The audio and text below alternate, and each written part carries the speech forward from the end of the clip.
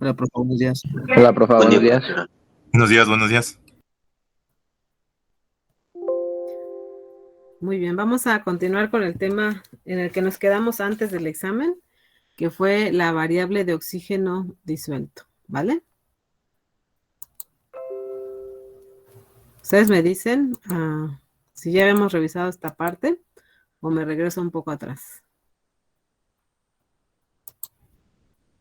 Ya hemos revisado esta parte donde teníamos la instalación del sensor.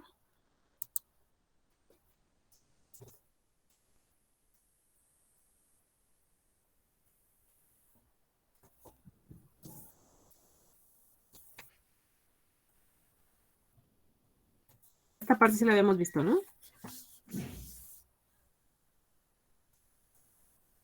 La diapositiva anterior.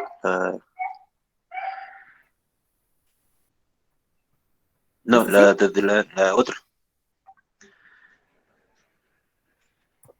¿Esta? Sí, esa.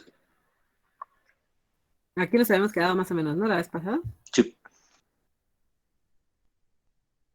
Muy bien, ok, entonces, continuando con el tema del analizador de oxígeno, que el que revisamos fue el electroquímico, que ya sabemos que este sensor tiene en la punta una membrana que es permeable al oxígeno, es decir, que permite introducir al interior del sensor el oxígeno que se encuentra disuelto en el agua y que debido a la presencia del oxígeno se va a llevar a cabo una reacción de reducción, mientras que en el sistema de medición, en este caso la plata, es el elemento que se va a oxidar, ¿no?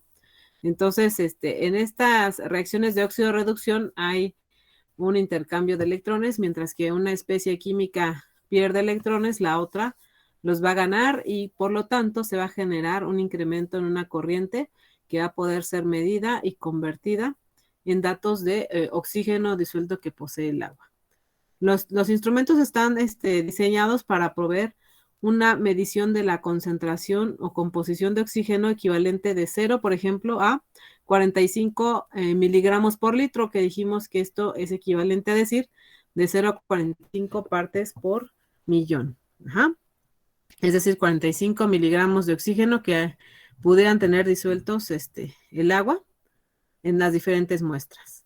Nosotros sabemos que el oxígeno puede resultar ser un elemento o un compuesto más que nada vital para muchos procesos en donde se requiere su presencia, sobre todo, por ejemplo, para el tratamiento de las aguas residuales, en la purificación del agua para poderla oxigenar, pero también, por otro lado, en otras aplicaciones de la industria, la presencia del oxígeno representa un elemento que es oxidante y que puede provocar corrosión en las tuberías y en el interior de los equipos, ¿no?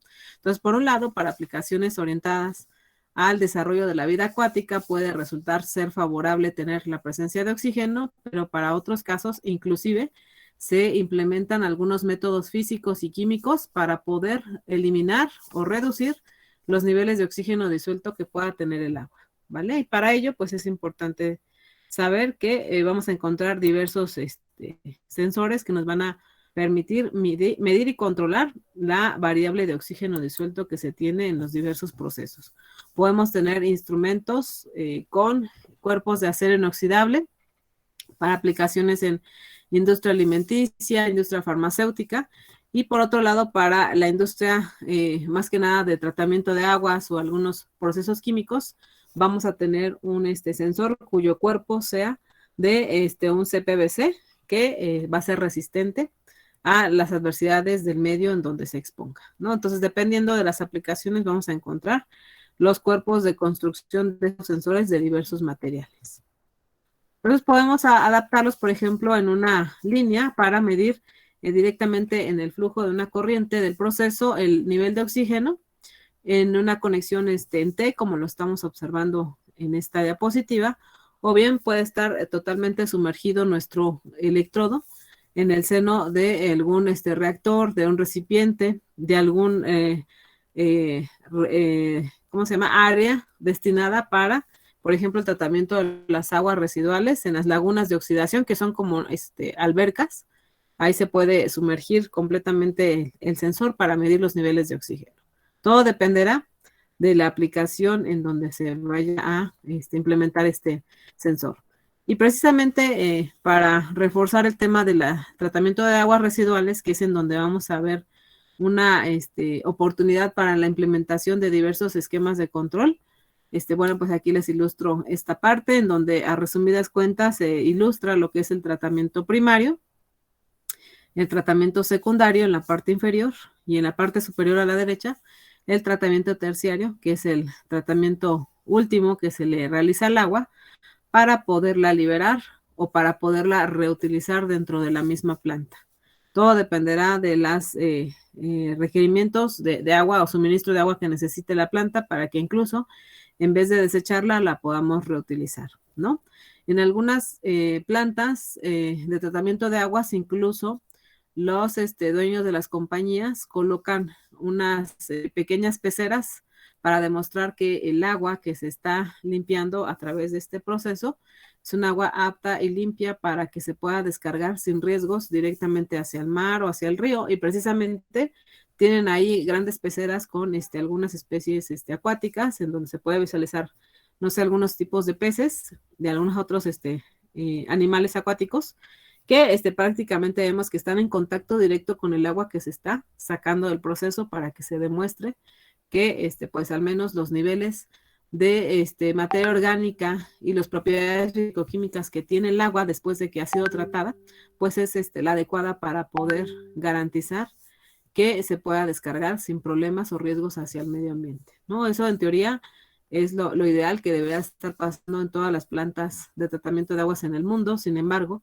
les comentaba que pues esto implica una inversión de energía adicional para el proceso y muchas plantas por querer más bien ganar más, pues tratan de desactivar sus tratamientos de aguas residuales para desechar el agua tal cual hacia el medio ambiente, pero sabemos que esto va a tener graves repercusiones en un futuro y sin embargo la falta de ética, la corrupción se da en todos los niveles y en todos los países, no nada más aquí en México, ¿no? Entonces, nuestra responsabilidad como ingenieros es tratar de convencer a los encargados de todos estos procesos de poder ofrecer soluciones que garanticen no solamente ser eficientes, sino que incluso nos atrevamos a explorar áreas en donde podamos demostrar que se pueden tener ahorros de energía en este tipo de procesos, ¿no? Entonces, por eso yo les comentaba que es importante que ustedes conozcan qué es lo que sucede en cada una de las etapas.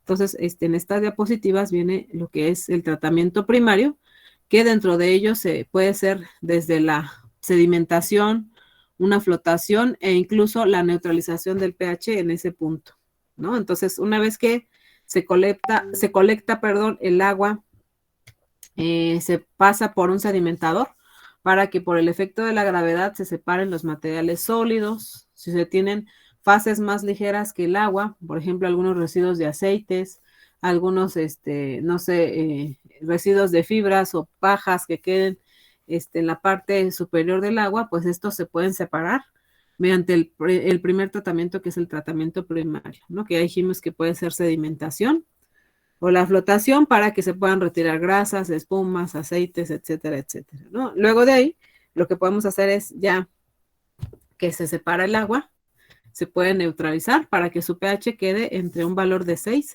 a 8.5, ¿no? Entonces, nosotros sabemos que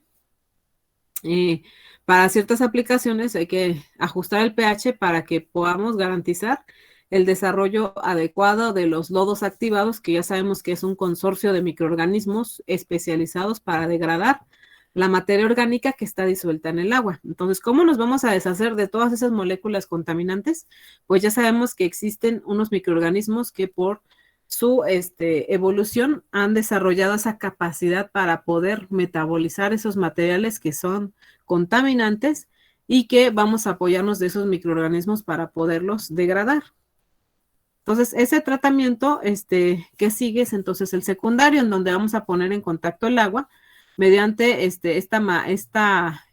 lodos activados, que sabemos que es un consorcio de microorganismos que van a convertir esa materia orgánica en biomasa, gases y energía principalmente, ¿vale? Entonces, estos microorganismos, algunos de ellos son aeróbicos, es decir, necesitan de oxígeno para su desarrollo, para poder degradar de manera eficiente la materia orgánica. Y por lo tanto, pues vamos a tener que estar vigilando los niveles de oxígeno que tenga el agua para que en caso de que se tenga un déficit o se tenga una reducción considerable de oxígeno disuelto en ese tratamiento secundario, vamos a entonces a activar unos aireadores que mediante unas placas difusoras vamos a difundir aire para que se introduzcan pequeñas burbujitas que entre menor sean de tamaño, se va a proveer de una mayor área de contacto para poder trasladar el oxígeno que se encuentra en fase gaseosa hacia la fase líquida, se pueda difundir, se pueda absorber, ¿no? Entonces, estos microorganismos obviamente se encuentran en el agua, suspendidos, ¿no? Entonces necesitan el oxígeno que esté disuelto en el agua. Entonces, por eso vamos a llevar a cabo esos procesos de absorción de oxígeno mediante la implementación de un sistema de aireación con difusores para que se pueda suministrar el oxígeno que necesitan esas bacterias para degradar la materia orgánica, ¿vale? Habrá algunos microorganismos o algunos tratamientos del agua que impliquen una fase anaeróbica en donde no se requiera el oxígeno para el desarrollo de estos microorganismos para que continúen con la degradación de la materia orgánica, ¿vale? Entonces, todo dependerá del tratamiento, ¿no? Pero bueno, en la fase aeróbica, ahí ya nosotros podemos identificar un área de oportunidad para implementar un sistema de control. Entonces, ya después que terminamos la etapa secundaria, el agua pasa por un tratamiento donde se van a filtrar, se van a eliminar esos microorganismos que se reprodujeron en la etapa secundaria y de ahí, por ejemplo, puede pasar por algunos filtros o por unas membranas para eliminar algunos residuos que pudiera todavía quedar en el agua, pero esta agua ya viene más limpia, ya a lo mejor en ese punto, después del tratamiento terciario, puede verificarse el cumplimiento de los parámetros establecidos en la normativa oficial mexicana para descarga de aguas residuales, en donde se demuestra mediante diversos análisis, tanto físicos como químicos y microbiológicos, que el agua ya se puede descargar sin problema directamente al mar, a algún río, algún lago, sin ningún riesgo ecológico, ¿no? Entonces, eso es lo ideal y lo que debería de estar pasando. Pero ya dijimos que en esta etapa del tratamiento secundario encontramos un nicho de oportunidad para la implementación de un sistema de control y aquí está ejemplificado una aplicación, ¿vale? Entonces aquí nosotros podemos observar en este diagrama, en la parte superior de la izquierda, la entrada del influente, es decir, el agua que proviene de un tratamiento primario, que ya sabemos que se le separaron algunos materiales sólidos, algunas fases de aceites, grasas, materiales más ligeros que el agua, ya se le separaron al agua y aquí ya nada más entra con una alta cantidad de materia orgánica. Entonces, esa materia orgánica ya sabemos que la va a degradar estos microorganismos denominados lodos activados o acá también los denominan como fangos activados. Entonces, esos lodos activados o fangos activados, que son microorganismos, van a degradar la materia orgánica en esta etapa que le llamamos aerobia, que es una laguna de oxidación, que hagan de cuenta que es como una alberca, es un área del proceso en donde se tiene una especie de un recipiente gigantesco, donde se va a estar colectando el agua residual y en donde se va a estar degradando la materia orgánica, ¿vale? Entonces aquí nosotros vamos a estar midiendo el oxígeno disuelto que se tiene en esta etapa. Nosotros sabemos que si es una etapa aerobia, pues requiere en todo momento oxígeno disuelto. Entonces, vamos a suponer que empiezan a degradar los microorganismos esta materia orgánica, pero conforme se están metabolizando la materia orgánica y se están reproduciendo, pues la demanda de oxígeno comienza a ser mayor y va a llegar un punto en que se va a empezar a reducir el nivel de oxígeno disuelto presente. Como si a nosotros nos pusieran en una habitación hermética sin entrada de aire, va a llegar un punto en donde vamos a estar continuamente respirando y expulsando CO2 y va a llegar un punto en donde nos vamos a acabar el oxígeno y el CO2 va a empezarse a incrementar, ¿no? Esto provocaría a nosotros que nos pudiéramos asfixiar en un lapso de algunas horas, pero lo mismo va a pasar con estos microorganismos. Si no los surtimos de oxígeno disuelto de manera continua, vamos a ponerlos en riesgo. Vamos a prolongar este tratamiento. Lo que se necesita es que sea una etapa rápida para que sea eficiente y la remoción de materia orgánica sea lo más rápido que se pueda, ¿no? Entonces, aquí se va a estar midiendo en todo momento el oxígeno disuelto para que, ya que nosotros seguimos la señal eléctrica de nuestro medidor y transmisor de oxígeno disuelto, vemos cómo esa señal se direcciona o se canaliza a lo que es un sistema de control supervisado que a su vez se interrelaciona con un sistema de control difuso, ¿vale? Entonces aquí el sistema de control difuso es el que establecerá el momento en que vamos a activar los aireadores para suministrar de aire fresco nuevo hacia nuestra laguna de oxidación aeróbica, ¿no? En este caso, pues ahí vemos cómo estos aireadores van a activarse y van a estar suministrando una cierta cantidad de oxígeno. Sería un gasto energético innecesario si mantuviéramos encendidos en todo momento los aireadores. Va a llegar un punto en que por más de que los mantengas activados, ya no vas a poder incorporar más oxígeno disuelto al agua, y entonces va a ser inútil que se tenga ese consumo de energía innecesario. Es por ello que mediante estos esquemas, muchachos, se puede demostrar que se pueden implementar proyectos de control que estén orientados al ahorro de energía, como en esta aplicación, en donde a lo mejor podemos incluso adaptar a esos motores de los aireadores unos variadores de velocidad que nos permitan reducir el consumo de energía cuando no se requiera un alto nivel de oxígeno, ¿vale? Entonces, en el momento en que baje el nivel es cuando se va a empezar a modificar la velocidad de los motores para poder suministrar más oxígeno, pero si no, los vamos a tener a una carga reducida para que la velocidad sea mínima y entonces el consumo se reduzca considerablemente.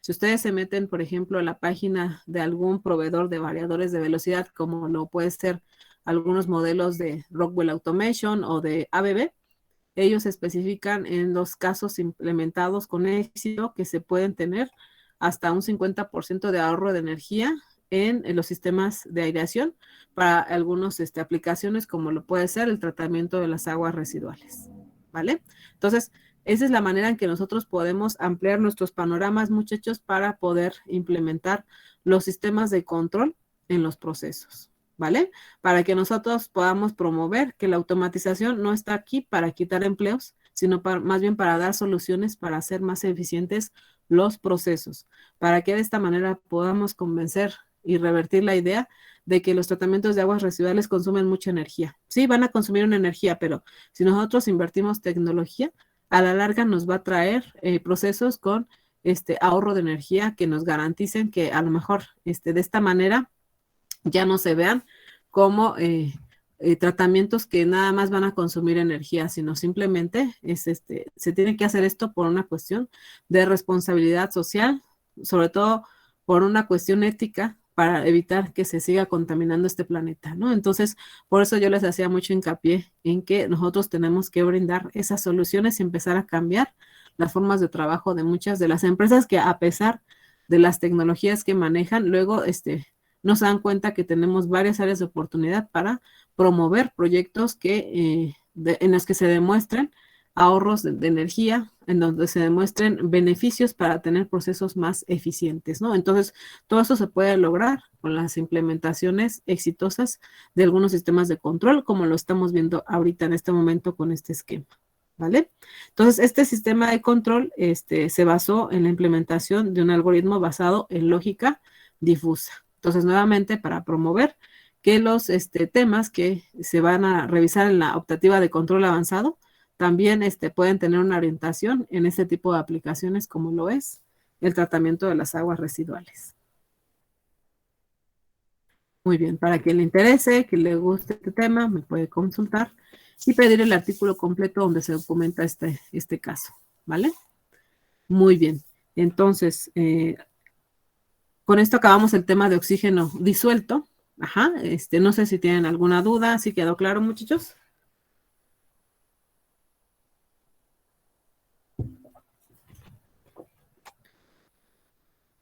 Creo que no, profa. Solamente ese artículo que menciona, ¿lo podría subir a Classroom? Sí, claro, Gracias. claro que sí.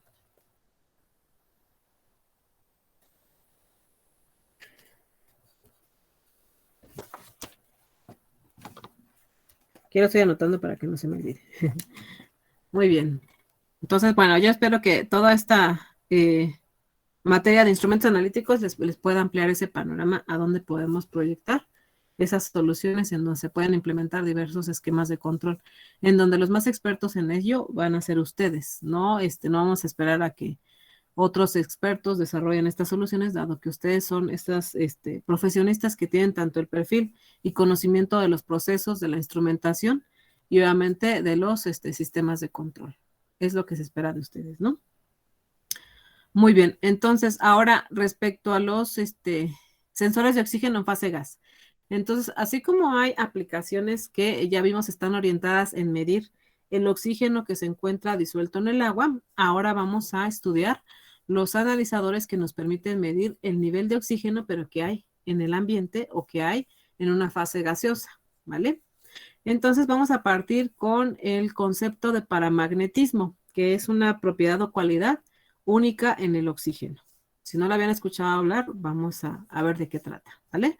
Entonces, el paramagnetismo es la tendencia de los momentos magnéticos libres a alinearse paralelamente a un campo magnético. Si estos momentos magnéticos están fuertemente acoplados entre sí, el fenómeno se llamará ferromagnetismo o ferrimagnetismo. Este alineamiento de los dipolos magnéticos atómicos con un campo externo tiende a fortalecerlo. Esto se describe por una permeabilidad magnética superior a la unidad, o lo que es lo mismo, una susceptibilidad magnética positiva y pequeña. En este caso, esta característica es única del elemento oxígeno. Entonces, todas las moléculas que posean en su estructura oxígeno van a tener un cierto nivel de paramagnetismo, pero obviamente el paramagnetismo va a tener, va a ser más fuerte más bien en el caso de la molécula O2, o la que sabemos que está presente en el ambiente y que nosotros dependemos de ella para nuestras funciones metabólicas, ¿no? Entonces, el oxígeno es una molécula que es paramagnética. De ahí ningún elemento más de los que ustedes han estudiado de la tabla periódica poseen esta propiedad, solamente el oxígeno, y vamos a aprovechar esta propiedad que tiene el oxígeno para poderlo identificar mediante los instrumentos que vamos a estudiar a continuación. Muy bien, entonces, ¿qué importancia tiene la medición del oxígeno en fase gas o en el ambiente? Bueno, vamos a empezar. El contenido normal de oxígeno en la atmósfera a nivel del mar es de aproximadamente 20.8% en volumen. Nosotros sabemos que el aire es una mezcla homogénea que contiene principalmente nitrógeno. Ajá, el nitrógeno es el compuesto más abundante que tenemos en el aire y que todo el tiempo lo estamos respirando junto con el oxígeno. Entonces, después del nitrógeno, el elemento abundante vendría siendo el oxígeno, que más o menos aquí nos están mencionando que a nivel del mar, en esa mezcla que es el aire, abarca un 20.8% en volumen. Las áreas que tienen niveles de oxígeno menores a 19.5 son sumamente peligrosas y no se debe de entrar a ellas sin una capacitación y equipo especializado. Aquí voy a hacer una pausa. Nosotros ya dijimos que somos una especie mamífera que es aeróbica, es decir, que nosotros necesitamos todo tiempo, en todo momento, el oxígeno para nuestro desarrollo. De hecho, esta enfermedad que nos ha mantenido encerrados ya por casi 2 años, su peligrosidad radica en que se va mermando la capacidad de oxigenar el cuerpo, ¿no? Ustedes han visto que un parámetro para verificar si una persona necesita hospitalización es simplemente su nivel de oxigenación. Si su nivel de saturación de oxígeno en la sangre empieza a reducirse, pues se necesita entonces esta persona un equipo especial para mantenerlo con vida, ¿no? En lo que evoluciona la enfermedad, en lo que recibe un tratamiento y una supervisión médica, las personas tienen que mantenerse hospitalizadas hasta que los niveles de oxígeno comiencen a regularizarse, ¿no? Entonces, para que vean la importancia que es para nuestra especie el nivel de oxígeno en el ambiente, ¿no? En este caso, esta enfermedad tiene como característica que el virus va provocando lesiones en los pulmones y va mermando la capacidad de oxigenación en nuestra sangre, ¿no? Entonces, por eso es muy, muy peligrosa esta enfermedad y lamentablemente han muerto muchas personas en el mundo porque no tienen acceso a un respirador, no tienen acceso a un lugar donde se les pueda suministrar oxígeno y pues lamentablemente pues ya hemos visto que han muerto miles y miles de personas en todo el mundo cada mes, ¿no? Entonces las áreas ya dijeron aquí que normalmente puedan tener niveles de oxígeno por debajo de 19.5. Se dice que se tienen que entrar a ellas con una capacitación y con un equipo especializado. De lo contrario, estaríamos poniendo en riesgo a los trabajadores, ¿no? Los criterios desarrollados por el Instituto Nacional de Seguridad y Salud Ocupacionales requieren que los trabajadores usen respiradores con suministro de aire en áreas de las cuales el contenido de oxígeno atmosférico sea menor de 19.5. Por otro lado, el caso contrario, los niveles de oxígeno que estén por arriba de 25% constituyen un peligro serio de incendio. Es decir, un ambiente enriquecido con oxígeno también puede favorecer más rápido el riesgo de una explosión, ¿vale? Cuando se observan dichos niveles, se debe de evacuar a los trabajadores y comunicarse al departamento de bomberos de manera inmediata, porque toda fuente de combustible va a comenzar a ser un detonador para que pueda generarse un incendio, ¿no? Entonces esto va a poner en riesgo obviamente a los trabajadores y puede ocurrir en cualquier momento un incendio no controlado. Entonces, la falta de oxígeno no es solo un peligro respiratorio, sino que también es una advertencia de que el oxígeno puede haber sido desplazado por un gas o vapor potencialmente tóxico, inflamable o explosivo. Antes de iniciar el trabajo en una atmósfera deficiente en oxígeno, es necesario realizar monitoreo adicional y quizás también hasta hacer un análisis de laboratorio para determinar cuáles son los gases que pudieron haber desplazado al oxígeno en esa área de trabajo, ¿vale? Nosotros como seres humanos, pues también podemos recibir información de que algo está ocurriendo a través de nuestros sentidos, ya dijimos, ¿no? Y uno de ellos es la nariz, pero lamentablemente nuestra nariz, muchachos, no tiene el grado de evolución que la nariz de un perro. Ya les había yo mencionado anteriormente que los perritos precisamente se entrenan para poder identificar en los aeropuertos el transporte de sustancias prohibidas como explosivos o incluso algunos narcóticos, ¿no?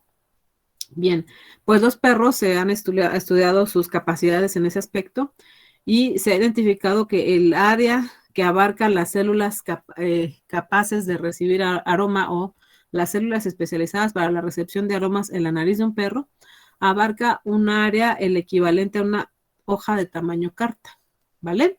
Si nosotros ahora revisamos la nariz del ser humano y observamos el tamaño que abarca de extensión las células especializadas para recibir aromas, pues es el tamaño equivalente a un timbre postal. Entonces vean la capacidad olfativa que tiene el ser humano respecto a la de un perro. Pues obviamente estamos bastante limitados todavía, incluso en comparación con un perro, ¿no? Entonces, hay gases que además pueden ser imperceptibles a nuestro sentido del olfato. ¿Por qué? Porque dijimos que nuestra capacidad olfativa es está muy limitada. Además de que algunos gases o vapores son inodoros. Ajá. Ustedes recuerden simplemente que algunos gases, hidrocarburos que nosotros ocupamos en nuestras instalaciones para uso doméstico, llámese por ejemplo gas LP, se tuvo que preparar con un aditivo azufrado para poderse percatar cuando está ocurriendo a lo mejor una fuga. Si no le pusieran ese compuesto azufrado denominado mercaptano al gas LP, nosotros no seríamos capaces de detectar una fuga de este gas en nuestra casa, ¿no? Entonces esto pondría todavía más en riesgo nuestra salud por el hecho de que esos gases son inodoros, o sea, no tienen aroma ni el gas propano ni el gas butano, ¿vale? Entonces, por eso es bien peligroso que, por ejemplo, ya en algunas áreas de proceso en donde se están precisamente separando, envasando este tipo de materiales que son muy peligrosos porque son combustibles, es bien peligroso que no se cuenten con las medidas necesarias para mitigar los riesgos de que pueda ocurrir un accidente. De hecho, de este tema les habló un poco ayer el maestro Alberto de la Cruz Quijas, porque es un tema con el que se profundiza en la materia de sistemas de procesos industriales. Entonces, vean, hago el comercial también a control avanzado, a sistemas de procesos industriales, y en la otra unidad voy a hacerle también promoción a la optativa de manipuladores industriales, ¿no? Entonces, estas áreas que nosotros encontramos oportunas, pues demandan especialistas que puedan ser capaces de desarrollar proyectos en donde podamos prevenir y mitigar, ya cuando ocurre el siniestro, mitigar los riesgos para que se pueda reducir el alcance de un accidente de esta magnitud ocasionada por una explosión, ¿no? Entonces, ahí vemos que los analizadores de oxígeno van a entrar en escena, ¿no? La mayoría de los medidores de oxígeno dan una lectura directa en porcentaje de oxígeno presente. Al hacerlo así, ayudan a determinar si se encuentran presentes los niveles de oxígeno en los cuales los químicos reactivos con el aire puedan explotar o sufrir alguna combustión rápida. Al identificar el porcentaje de oxígeno presente, un medidor de oxígeno puede ayudar al personal a determinar si la proporción entre el oxidante y la mezcla combustible es suficiente para la inflamación. Para que ocurra la inflamación es necesaria una chispa eléctrica o fricción. Los medidores de oxígeno deben de ser a prueba de explosión y deben de estar equipados con alarmas audibles y visibles para tomar decisiones de manera inmediata, ¿no? Cuando ya se está fugando algún combustible, obviamente también los niveles de oxígeno se van a modificar. Entonces, esto nos va a estar dando el aviso, precisamente los analizadores de oxígeno en fase gaseosa. Entonces, un medidor de oxígeno va a tener dos componentes principales, el sensor y el dispositivo de medición. Algunas unidades, me refiero a los instrumentos para medir oxígeno en fase gas, cuentan con un bulbo aspirador o bomba que succiona aire hacia el detector y a través de la celda del detector. Otras permiten que el aire se difunda hacia el sensor. Algunos detectores son unidades pequeñas, portátiles, ¿no? Muchos también cuentan con bombas de bulbo de aspiración sencilla para bombear con la mano mediante un sistema mecánico y así introducir la muestra de aire hacia el interior de nuestro sensor, ¿no? O cuentan estos sistemas con bombas de diafragma operadas con baterías para succionar la muestra a través de la celda de detección, ¿vale? Una vez que la unidad está operando, las moléculas de oxígeno se difunden hacia el sensor, produciendo una minúscula corriente eléctrica que es proporcional al contenido de oxígeno que se tiene en ese momento en el aire. La corriente pasa a través de un circuito electrónico y la señal resultante se puede visualizar por la desviación de una aguja en un medidor con carátula o bien mediante una lectura digital en el display, ¿no? Entonces, esa es la forma en la que vamos a encontrar los instrumentos, ¿no? A pesar de la rapidez y facilidad con la cual se pueden usar los medidores de oxígeno, tienen algunas limitaciones como son, por ejemplo, debido a que la densidad del oxígeno en la atmósfera depende de la elevación, el medidor debe de ser calibrado a la misma elevación a la cual se va a usar.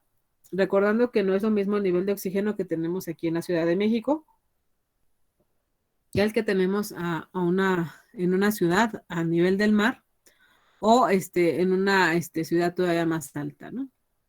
Entonces, los instrumentos, tenemos que investigar en qué área se va a instalar, en qué sitio y qué altura tiene respecto al nivel del mar para que se pueda ajustar y se pueda calibrar. Los medidores pueden dar lecturas incorrectas en atmósferas con niveles de oxígeno menores a 19.5 o mayores a 25. Por normatividad, muchachos, todos los diseños de los analizadores de oxígeno en fase gas trabajan en sus mejores valores o en los valores más precisos en el intervalo de 19.5 a 25, porque son los límites de la peligrosidad para los seres humanos. Ya sabemos que 19.5 puede provocar un riesgo de asfixia en las personas y niveles por arriba de 25% pueden provocar una condición para generar un ambiente explosivo, ¿no? Entonces, la presencia además de dióxido de carbono puede acortar significativamente la vida útil de algunos sensores, no de todos. Y eso es lo que vamos a ver ahorita. Muy bien, entonces el analizador no deberá operarse en atmósferas explosivas sin las medidas suplementarias de protección. Muchos de los analizadores, precisamente por el lugar en donde serán ubicados, tienen que tener pruebas, tienen que estar diseñados a pruebas de explosión, ¿no? El sitio de instalación para el analizador debe estar seco y debe de permanecer libre de puntos fríos en todo el tiempo. Tampoco debe exponerse a los rayos del sol directos o a fuentes de calor. De hecho, la temperatura ambiente permisible debe de ser de entre 5 a 45 grados Celsius. Esa temperatura es la temperatura ambiente para el caso de los medidores de oxígeno paramagnético y de entre 5 a 40 grados Celsius para oxígeno electroquímico. El analizador debe de instalarse lo más cerca posible del punto de muestreo para evitar tiempos de respuesta largos causados por líneas largas de muestras gaseosas. Por ello se recomienda la instalación de una bomba que nos permita suministrar muestras hacia el interior de nuestro analizador y efectuar tal cual el análisis del oxígeno que se tiene en esa muestra, ¿no? Entonces aquí nosotros podemos observar que la instalación de nuestro detector de oxígeno en fase gas va a tener varios equipos adicionales, como puede ser, ya dijimos, una bomba para succionar muestra de aire que hay en el ambiente. Luego de ahí tenemos un filtro para poder retener algunas partículas sólidas. Si el ambiente tuviera, por ejemplo, un cierto nivel de humedad, pues también con esos filtros vamos a retener la humedad que pudiera tener nuestra muestra. De ahí tenemos un medidor de flujo y ahora sí ya se introduce nuestra muestra directamente al analizador. Precisamente el medidor de flujo nos ayuda a obtener un cálculo y así establecer un análisis cuantitativo del porcentaje de oxígeno que se tiene en ese momento en el ambiente. Muy bien, entonces como ustedes ya se podrán dar cuenta, existen dos métodos con los cuales podemos medir el oxígeno que hay en una fase gaseosa o en el aire. En este caso existen tanto los sensores electroquímicos como los analizadores de oxígeno paramagnético. De hecho, algunos de ustedes no los habían observado tal cual, pero sí. Ustedes a lo mejor han sido testigos cuando han llevado el carro al verificentro, en donde se mete una sonda con los sensores para poder captar los gases que se tienen en las emisiones, y que esta sonda se introduce directamente en el escape, ¿no? Entonces ahí contamos con analizadores que nos ayudan a detectar presencia de CO2, presencia de monóxido de carbono, presencia de óxidos de azufre, óxidos de nitrógeno, oxígeno residual en las emisiones y residuos de combustible, ¿vale? Todos estos gases que se miden en las emisiones pues nos ayudan a evaluar más o menos el estado del motor. Si un motor arroja una concentración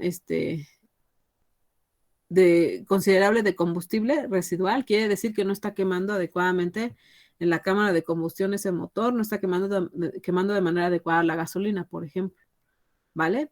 Entonces, pues, de alguna manera, el monitoreo de estos gases no solamente nos indican la calidad de las emisiones, sino sobre todo el estado del motor y si hay que hacer un mantenimiento más exhaustivo al mismo carro, ¿no? A la moto, si es que vamos a hacer una prueba en las motonetas, ¿no? Entonces, o las motocicletas. Entonces ahí es en donde vemos una aplicación directa de los sensores de oxígeno de tipo electroquímico, por ejemplo, son los que se ocupan en los verificentros, ¿vale? ¿Y cómo funcionan los sensores electroquímicos antes de pasar a revisar los analizadores paramagnéticos? Bien, los sensores electroquímicos trabajan bajo un principio idéntico al que nosotros acabamos de estudiar con el analizador de oxígeno disuelto en el agua, ¿vale? Entonces, comúnmente el monitoreo de oxígeno se realiza con un medidor de oxígeno en el cual las reacciones químicas entre el oxígeno atmosférico y la solución electrolítica a través de una membrana semipermeable producen una corriente eléctrica pequeña, ya dijimos. La reacción y la corriente resultante aumentan con los niveles de oxígeno que se tienen presentes, ¿no? Entonces, aquí en el esquema nosotros podemos observar cómo, por ejemplo, se introduce las moléculas de oxígeno al interior de nuestro sensor. Y nosotros sabemos que en el cátodo el oxígeno se va a reducir, mientras que otra especie química se va a oxidar. Si ustedes recuerdan, cuando vimos el analizador de oxígeno disuelto, la especie química que se oxida era la plata, ¿vale? La plata metálica, de tener un estado basal de 0, pasa a ser un ion de plata cuya carga es positiva porque perdió electrones, ¿no? Entonces, en este caso, quien nos gana es el oxígeno y el oxígeno se convierte en iones hidroxilo y debido a este intercambio de electrones es detectada una pequeña corriente que es proporcional a la cantidad de moléculas de oxígeno que se tienen en el ambiente, ¿no? En este caso en nuestra muestra. Entonces ahí nosotros podemos observar cómo se especifica la presencia del cátodo, del ánodo, para llevar a cabo esas reacciones de óxido-reducción y realizar la medición del oxígeno por el método electroquímico. Muy bien, entonces el método electroquímico implica una modificación de la naturaleza del analito. En este caso convertimos el oxígeno en una especie detectable, que son esos iones hidroxilo, que ya nosotros vimos que son los que migrarán hacia el ánodo porque tienen una carga negativa, ¿no? Son nuestros aniones y migrarán directamente hacia el ánodo, ¿vale? En cambio, el analizador de oxígeno paramagnético es un instrumento que no va a alterar ni modificar en absoluto la naturaleza química del analito. Ajá, entonces el método electroquímico, obviamente como su nombre lo indica, se basa en un método químico en donde ya dijimos que eso se caracteriza por convertir el analito en otra especie química detectable, ¿no? Entonces, ahora el oxígeno paramagnético, ¿cómo es que realiza la medición?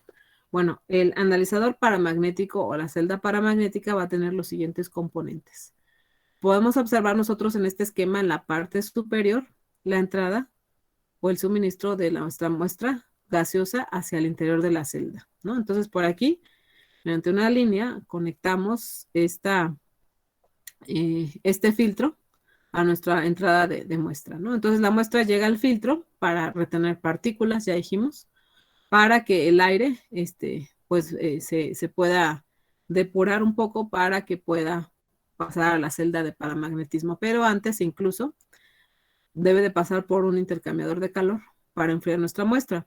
Nosotros sabemos que en las emisiones los gases salen calientes. Ajá, entonces, para este tipo de analizadores tenemos que hacerle tratamiento a la muestra, no solamente eliminar los partículas de polvo que pudiera tener nuestra muestra, como se menciona aquí, para eso se tiene un filtro de seguridad de polvos, ajá, sino también se le tiene que enfriar a la muestra, por eso después del filtro se tiene que una conexión para que nuestra muestra pase por este intercambiador de calor helicoidal que nos permite enfriar la muestra. Y ya de ahí, ahora sí, la muestra perfectamente filtrada y enfriada pasa por la celda de paramagnetismo. Entonces, en la celda de paramagnetismo ocurre lo siguiente. Bien, para entender qué es lo que pasa al interior de la celda de paramagnetismo es muy importante que todos tratemos de memorizar los componentes que tiene la celda de paramagnetismo.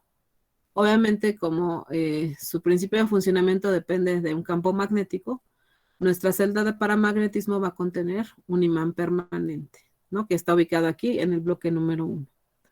Luego, el instrumento en su interior va a tener un alambre de platino, ajá, representado con el número 2, en el cual en el centro va a estar suspendido un espejo, ¿vale? Entonces, el espejo que está representado como número 3 es figura que está en forma de un cuadrado, ¿vale? Ahora, si nosotros observamos los extremos de ese cuadrado, tenemos unas ataduras que unen o fijan unas esferas de cuarzo. Nuestras esferas de cuarzo están representadas como estas esferitas con número 4, ajá, en las cuales tienen en su interior nitrógeno, que es una molécula que es diamagnética. Uh-huh. Entonces, aquí vemos cómo estas esferas de cuarzo están atadas o sujetas en forma de una pesa y en el centro vamos a tener ubicado a ese espejo, ¿vale? Luego, de frente al espejo, tenemos un conjunto de un fotodetector y una fuente de luz. Ajá, la fuente de luz aquí se representa con el número 7 y apunta directamente hacia el espejo, el cual reflejará un haz de luz que es captado por un fotodetector. Entonces, el fotodetector es un transductor que nos va a permitir convertir una señal de luz en una variable eléctrica que posteriormente vamos a amplificar y por eso tenemos aquí representado en 8 nuestro amplificador. De ahí tenemos un display para poder visualizar el valor que corresponda a la composición de oxígeno que se tenga en el ambiente. Muy bien.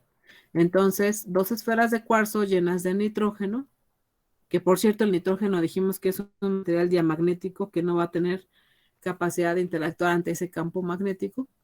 Están fijas en una configuración de pesa y suspendidas libres para rotar en una cinta delgada de platino dentro de la celda. Entonces ya dijimos que ese alambre de platino está sujetando al espejo y que a su vez este espejo tiene en sus extremos dos esferas de cuarzo suspendidas en sus extremos, ¿no?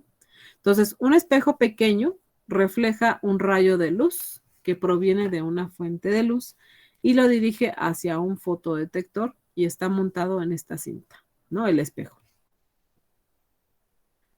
Un fuerte imán permanente especialmente diseñado para producir un campo magnético fuerte altamente no homogéneo dentro de la celda de análisis está montado externo a la pared, ¿vale? Entonces, cuando ingresa la muestra, las moléculas de oxígeno entran a la celda.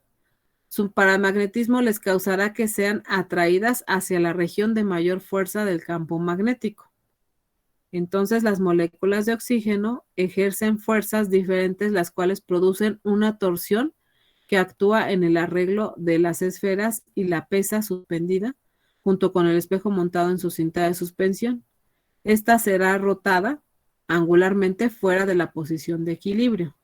Entonces, llega la muestra, sabemos que siempre nuestra muestra de aire va a tener nitrógeno, va a tener oxígeno y otros gases, pero en una mucho menor proporción, pero las moléculas de oxígeno se van a sentir atraídas hacia ese campo magnético y se van a separar aparentemente del nitrógeno, ¿vale? Entonces, ese movimiento hace que el espejo se mueva. Entonces, sabemos que originalmente una fuente de luz está apuntando al espejo y esta luz es captada por el fotodetector, ¿no? Pero cuando llegan esas moléculas de oxígeno, se desvía en un cierto ángulo ese espejo y esto provoca que ya no se capte la luz en el fotodetector. El espejo entonces desviará un rayo de luz incidente sobre el fotodetector, el cual por sí mismo produce una tensión eléctrica. La señal eléctrica es amplificada y retroalimentada a una espiral dirigido en la pesa, forzando a las esferas suspendidas a que regresen a su posición de equilibrio. Dependiendo del grado de rotación del espejo, todo dependerá de la cantidad de moléculas de oxígeno que provoquen esa modificación de su posición original.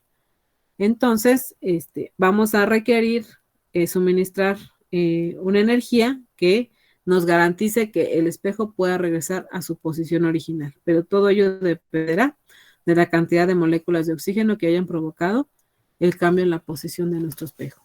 Entonces, la corriente requerida para generar la torsión restablecida para regresar la pesa a su posición de equilibrio es una medida directa de la concentración de oxígeno que se tiene en esa mezcla gaseosa, ¿vale?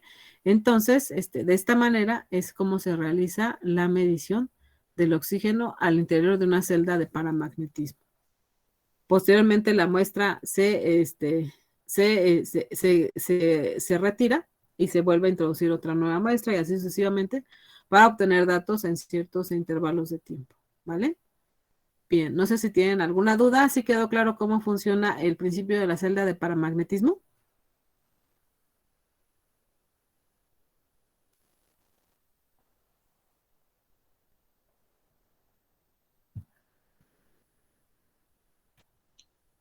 Sin dudas, profe.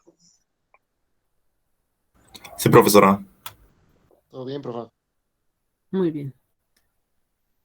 Ok, entonces vamos a encontrar en el mercado una gran gama de analizadores de oxígeno paramagnético que nos van a permitir pues, realizar mediciones dentro de los diversos procesos.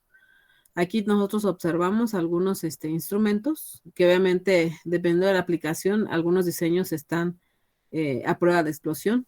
Algunos incluso son resistentes a un cierto nivel de humedad que pueda haber en el ambiente. Todo dependerá en dónde se vayan a instalar, ¿no?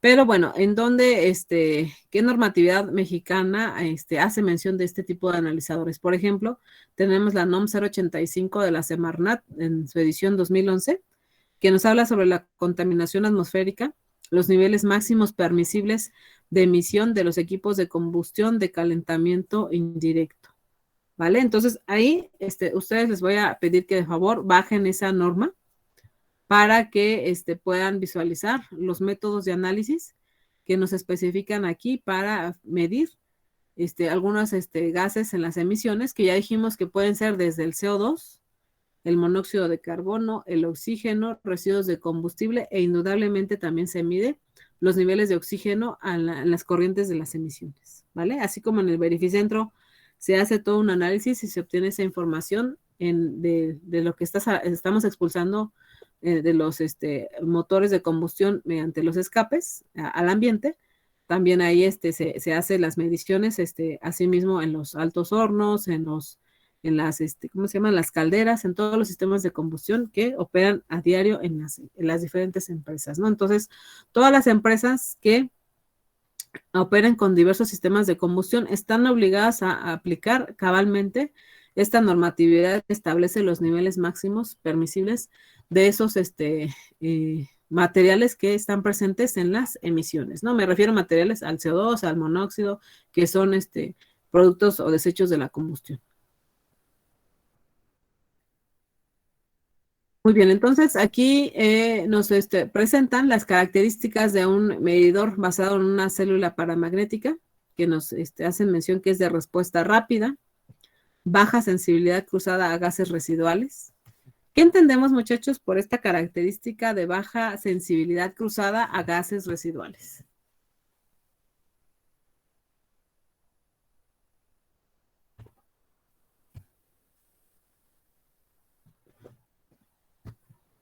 Que la presencia de estos gases no lo va a afectar tanto.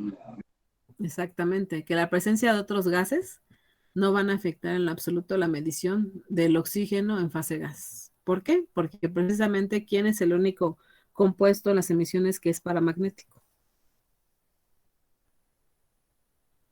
El oxígeno, por favor. Exactamente, el oxígeno, ¿no? Por eso el proveedor muy seguro menciona que se tiene muy baja sensibilidad cruzada a gases residuales. O sea, no hay forma de confundir gato por liebre, porque aquí la molécula más paramagnética que van a encontrar ustedes en el medio va a ser el oxígeno, ¿vale? Muy bien, entonces por lo tanto, desviación extremadamente baja. Tenemos una señal analógica aislada de 4 a 20 miliamperes, salidas de relés, de alarma de concentración, indicación de rango y fallos de caudal, sistema electrónico analógico fiable, versión resistente a vapores de solventes también disponible. Es un diseño con una carcasa resistente al agua. ¿Qué aplicaciones comunes se tiene? Bueno, para el control del aire en el ambiente, almacenamiento en botellas para gas, control de inertización de seguridad, aplicaciones de inertización, ¿qué dice? Para el transporte marítimo. Ajá. Entonces, ustedes pudieron ser testigos de algunos videos que nos ilustraba el profesor Alberto, en donde se pudo lamentablemente documentar la explosión en diversas áreas de trabajo debido al manejo de sustancias que son combustibles y que, como siempre en el ambiente va a haber oxígeno, pues vamos a tener siempre un riesgo de que ocurra una explosión. Y para ello va a ser muy, muy importante que se implementen sistemas instrumentados de seguridad, sistemas gas y fuego, que principalmente nos ayudan a evaluar el grado de riesgo y nos ayudan a implementar sistemas que instalamos para que pues puedan activarse en el momento que está ocurriendo un siniestro, ¿no? Entonces, así como en los automóviles, nosotros sabemos que tenemos ahí un par de bolsas de aire que se van a activar en el momento que esté ocurriendo un siniestro, un choque, un impacto. Pues de igual manera los sistemas de seguridad están ahí instalados para que en el momento en que ocurra la explosión puedan ayudarnos a mitigar a que no se propague o no se extienda más esa explosión, ¿no? ¿Por qué? Porque vamos a tener primeramente, lamentablemente, pérdidas humanas, también se van a tener daños materiales y pues todo eso, pues es pérdida para todos, ¿no? Entonces, por eso es muy, muy importante contar con especialistas que nos ayuden a mitigar esos riesgos, sobre todo cuando estamos manipulando materiales peligrosos. Sí, no sé si ustedes han escuchado hablar de los sistemas de inertización de seguridad.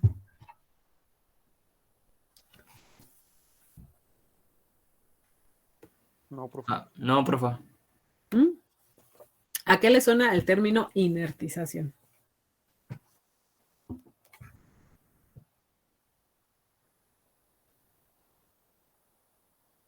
¿En qué contexto era, profe? ¿A qué nos referimos con este término de inertización? ¿A qué le suena inertización?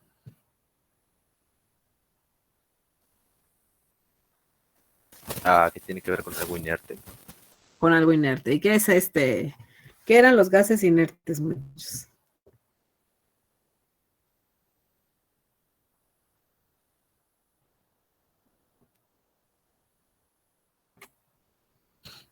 Puede ser cuando está en un almacén o en algún tipo de tanque. Ajá. Pero un gas inerte, ¿por qué se le llama que es inerte? Porque son los que no, como no se pueden quemar, no favorecen a la combustión, algo así. Exactamente, no reaccionan, o más bien al contrario, van a suprimir la combustión, ¿no? Entonces, no sé si ustedes han visto que para apagar una veladora, simplemente si ustedes ponen la palma de su mano, digo, si la mano está muy alta, el hecho de suprimir el oxígeno en ese ambiente hace que inmediatamente se extinga la flama. ¿Sí han visto?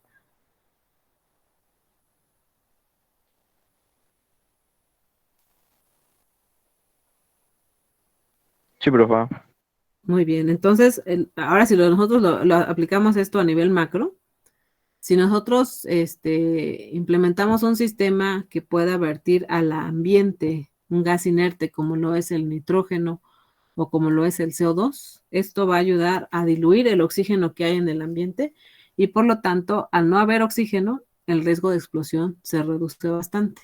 Ajá. Entonces, cuando se activan los sistemas de inertización, seguramente tiene que entrar personal capacitado con respiradores especiales, porque en ese ambiente ya se suprimió o más bien se redujo el nivel de oxígeno para mitigar el riesgo de explosión. Entonces, tiene que entrar un equipo de seguridad entrenado para que pueda pues ayudar a tomar ciertas medidas para evitar que se siga propagando más la expulsión, por ejemplo, de algún combustible hacia el ambiente, ¿vale? Entonces van a tener que entrar a cerrar a lo mejor algunas válvulas manualmente, qué sé yo, ¿no? Las medidas que haya tomado la planta para mitigar los riesgos, ¿no? Entonces, esos sistemas de inertización funcionan de esa manera. Captan la fuga de algún combustible, empiezan a aventar al ambiente un gas inerte para eliminar el oxígeno, porque si suprimimos o eliminamos el oxígeno cuando se está fugando el combustible, pues vamos a reducir de esa manera el riesgo de que ocurra la explosión, ¿no? Entonces, de hecho, por ejemplo, Siemens tiene una división que le llama precisamente sistemas de inertización. Yo les voy a invitar a ustedes a que después de la clase o ya que terminen sus clases del día de hoy, se metan a la página de Siemens y busquen más aspectos relacionados a los sistemas de inertización. Si les llama la atención, si por el día de ayer les movió la preferencia el maestro Alberto con la explicación que dio de la materia de sistemas de procesos, pues les va a apasionar bastante este tema, porque pues hay que implementar estos sistemas en todo este momento en donde se estén manejando, transportando o utilizando sistemas, perdón, sí, sistemas con combustibles, ¿no? Por ejemplo, en barcos se tienen que implementar estos sistemas porque no solamente se transporta la carga que se va a trasladar de un punto a otro, sino también le llevamos una cierta cantidad de combustible que si por alguna circunstancia llegamos a tener una falla y se llega a incendiar alguna parte del barco, puede llegar al tanque donde tenemos el depósito de combustible y eso puede provocar pues que se tenga un accidente lamentable, ¿no? Entonces, para evitar ello, se puede implementar incluso hasta en los transportes marítimos los sistemas de inertización, ¿vale? Entonces, para los que les llamen la atención esos temas, pues bueno, ahí está, ya les dieron la ventanita ahí en la optativa de sistemas de procesos industriales que van a ampliar al respecto en este tipo de proyectos. Muy bien, ok, entonces aquí en esta lámina les ilustro un analizador que puede tener un solo canal, por ejemplo, para medir el oxígeno paramagnético, o incluso hay modelos que nos pueden ofrecer la medición por los dos métodos del oxígeno en fase gaseosa, ya sea método electroquímico y método paramagnético, o solamente el método electroquímico o el método paramagnético. Pero podemos incluso tener en un mismo instrumento los dos métodos para evaluar el nivel de oxígeno que se tiene en el ambiente.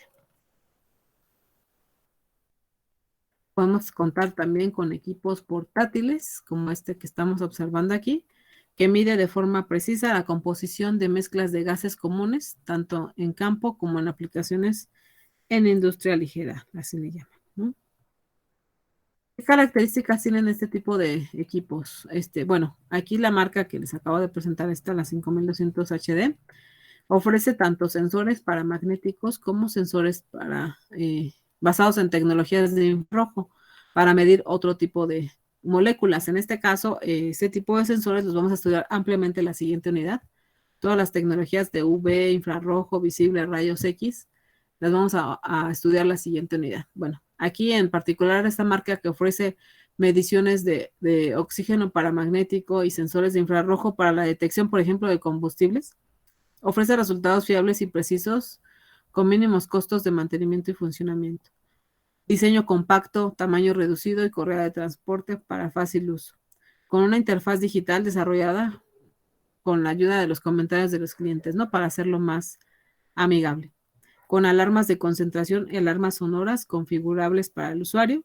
Capacidad de hasta almacenar 200 puntos de medida en la memoria para su posterior visualización. ¿Vale? Entonces, estos sensores son portátiles, los podemos llevar a campo para hacer mediciones del oxígeno y otros gases presentes en el ambiente en diversas áreas de la industria. ¿Dónde también ustedes han visto un sensor de oxígeno? Pues en los automóviles, muchachos. No recuerdo a partir de qué año, pero en la mayoría de todas las marcas, los motores de los automóviles cuentan con un sensor de oxígeno para realizar una quema más eficiente de la gasolina en este medio de transporte.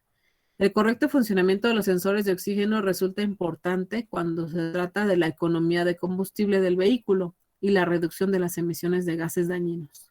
Por esta razón, la verificación y posiblemente el reemplazo de un sensor de oxígeno desgastado es una parte importante en toda rutina de afinado de un vehículo, ¿vale? Entonces aquí estamos observando nuestro sensor de oxígeno en fase gaseosa del lado derecho. Ajá. Nos estará avisando si en el sistema de combustión tenemos el suficiente nivel de oxígeno para poder garantizar una composición precisa de relación combustible y aire que se tiene al interior de la cámara de combustión para quemar de manera adecuada ese combustible y tener en su máximo rendimiento ese sistema de combustión, ¿vale? Entonces, si nosotros no suministramos de un nivel de oxígeno suficiente a la cámara de combustión, vamos a estar expulsando las emisiones, residuos de combustible no quemado, y por lo tanto vamos a estar disminuyendo el rendimiento del sistema de combustión. Entonces, para ello fue importante implementar un sensor de oxígeno para que en el momento en que se tuvieran déficit de este compuesto, una válvula admitiera un volumen adicional de oxígeno y de esta manera garantizar una mezcla precisa que nos pueda permitir quemar de manera eficiente ese combustible. De hecho, ustedes mismos han sido testigos cuando se encienden los automóviles en la mañana, es perceptible el ligero aroma de gasolina que se expulsan de las emisiones. ¿Por qué? Porque el auto apenas está ajustando en el interior todos los sistemas, mecanismos que implica ese diseño de ese motor y apenas todo se está alineando, ¿no? Entonces, ya que el auto ya lleva un buen rato encendido, pues ya empieza a quemar de manera cada vez más eficientemente ese combustible. Pero si nosotros midiéramos las emisiones inmediatamente después de que encendemos el automóvil, pues veríamos unas emisiones con ciertos niveles de gasolina residual, veríamos más niveles de monóxido de carbono, porque pues todos estos gases se generan por combustiones deficientes. Entonces, también existen diseños de sistemas de control para los sistemas de combustión muy precisos, desarrollados para que ni se suministre oxígeno de más ni oxígeno de menos, ¿no? Por un lado, si no suministramos un nivel de oxígeno adecuado, si suministramos un bajo nivel de oxígeno en los sistemas de combustión, ya sea en un automóvil, en un horno, en un quemador, para una caldera, qué sé yo, si no suministramos un alto nivel de oxígeno, tenemos ese riesgo de que estemos expulsando en las emisiones combustible no quemado, y también puede ocurrir por ahí un riesgo, ¿no? De que pueda combustionar más adelante, ¿no? Eso puede generar un accidente también. Pero también si suministramos oxígeno de más, una gran cantidad de aire innecesaria, va a reducir el rendimiento térmico del sistema de combustión, porque recordemos que el aire es un material aislante, cuya conductividad térmica es baja.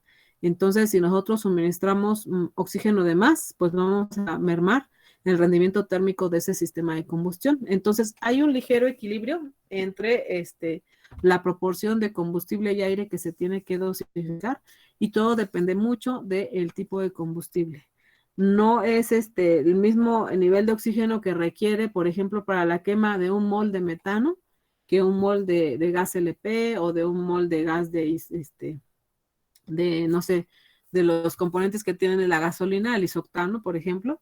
No es lo mismo la demanda de oxígeno que requiere cada combustible. Cada uno de ellos depende de su estructura molecular, la cantidad de oxígeno que necesite para una quema eficiente. Por eso les digo, muchachos, aunque no les guste la química, tienen que entender las bases que nos ayuden a tomar las mejores decisiones para el diseño de un control de procesos.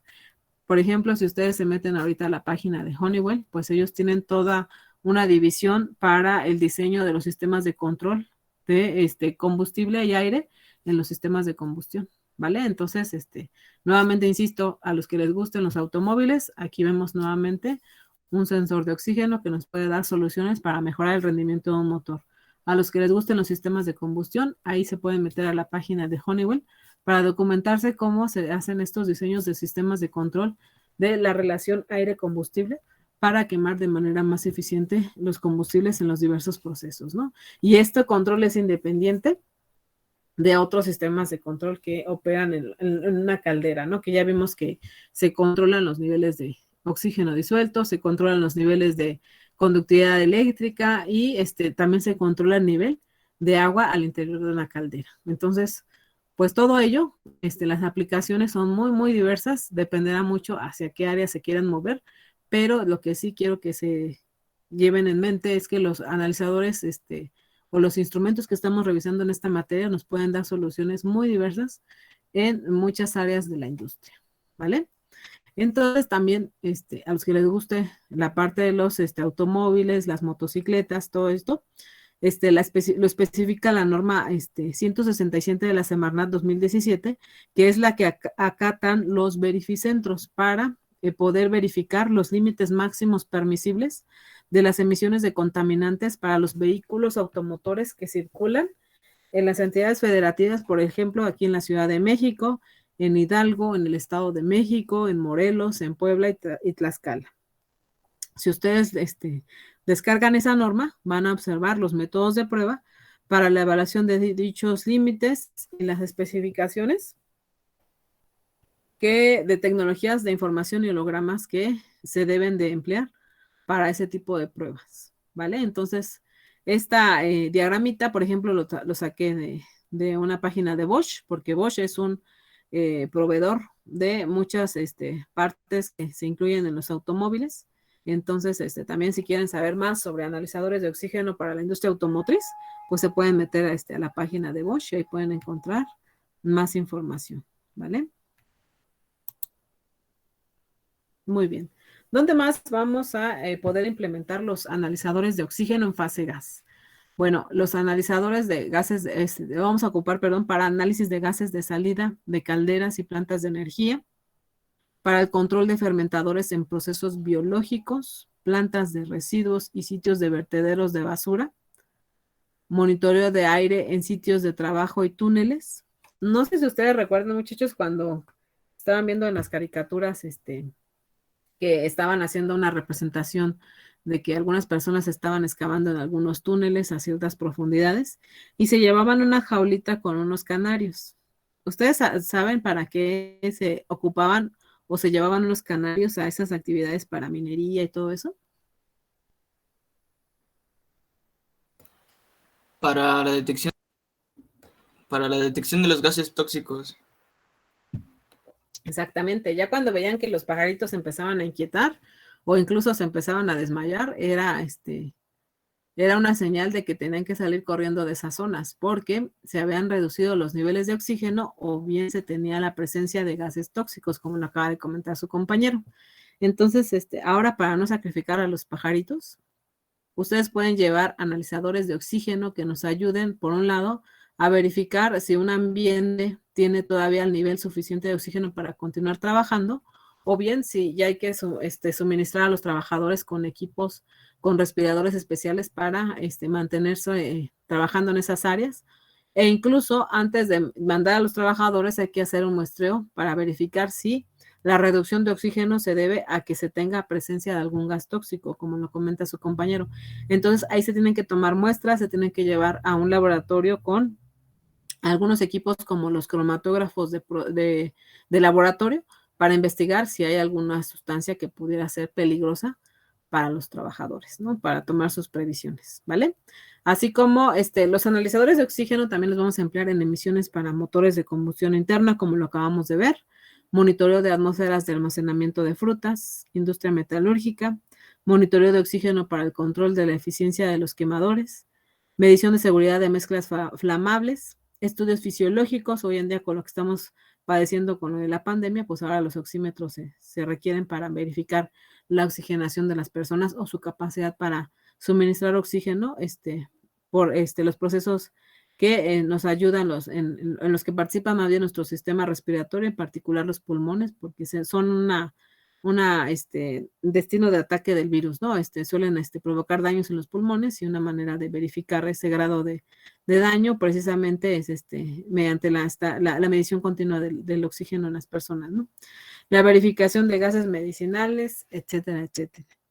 Jóvenes, por el tiempo que ya nos queda para la clase del día de hoy, hasta aquí le dejamos. Yo espero que este tema les haya despertado un poco de interés, más por los instrumentos analíticos, porque ustedes ya vieron que tienen aplicaciones en diversas áreas de la industria. Yo solamente les pido que por ahí no se queden con la duda, busquen en Siemens los sistemas de inertización, métanse a la página de Bosch para ver estos analizadores de oxígeno, para que vean que es una realidad, que estos instrumentos nos ayudan a mejorar los procesos e incluso nos ayudan a reducir los riesgos de alguna explosión, ¿vale? Muy bien, pues les agradezco su asistencia. Hasta aquí nos quedamos.